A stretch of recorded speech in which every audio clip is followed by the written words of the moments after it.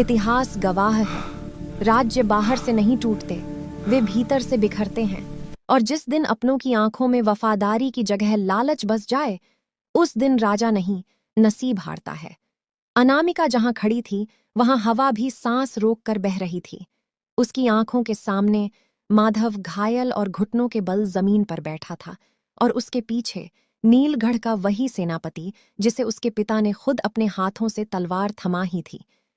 महारानी, क्षमा चाहता हूं, पर कुछ युद्ध निष्ठा से नहीं, अवसर से लड़े जाते हैं। अनामिका का हृदय एक क्षण को धड़कना भूल गया। अनामिका ने चीखते हुए कहा, रुको! उसकी आवाज वन को चीरती हुई चली गई। सेनापति पलटा और मुस्कुराया। तो आप आ ही गई महारानी, अब निर्णय आसान हो गया है। तुम्हें शर्म अनामिका नहीं का आती? स्वर कांप रहा था। सेनापति बोला, शर्म भूखे को नहीं लगती, और शक्ति हमेशा नई भूख पैदा करती है। अनामिका आगे बढ़ी।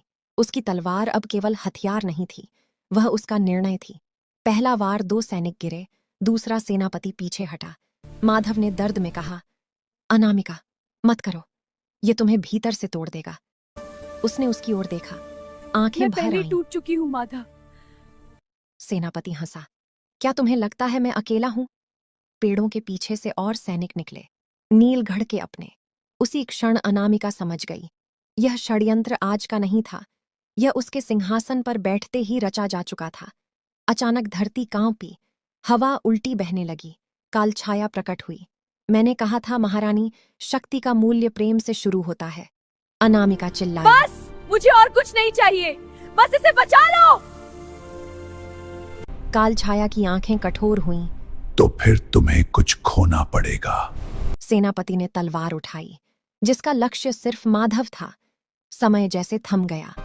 अनामिका ने अपनी पूरी शक्ति एक ही क्षण में खोल दी। प्रकाश फूटा और एक चीख गूंजी। जब धुआं छोटा तो सेनापति जमीन पर पड़ा था, और अनामिका घुटनों के बल बैठी थी। उसके हाथों से रक्त टपक रहा था। माधव जीवित था, पर उसकी सांसें बहुत धीमी थीं। उसने अनामिका का हाथ थामा और कहा, अगर मैं बच भी गया तो तुम कभी पहले जैसी नहीं रहोगी। अनामिका रो पड़ी। वह पहली बार महारानी नहीं बल्कि एक लड़की थी। उसी समय दूर कहीं अंधकारमय वन के और भीतर एक प्राचीन सिंहासन जाग उठा। किसी ने कहा, तो वह जाग गई है, अब खेल सच में शुरू होगा। और नीलगढ़ की हवाओं ने एक नाम लिया, महाकाल। नेक्स्ट पार्ट देखने से पहले चैनल को सब्सक्राइब और वीडियो को लाइक करें।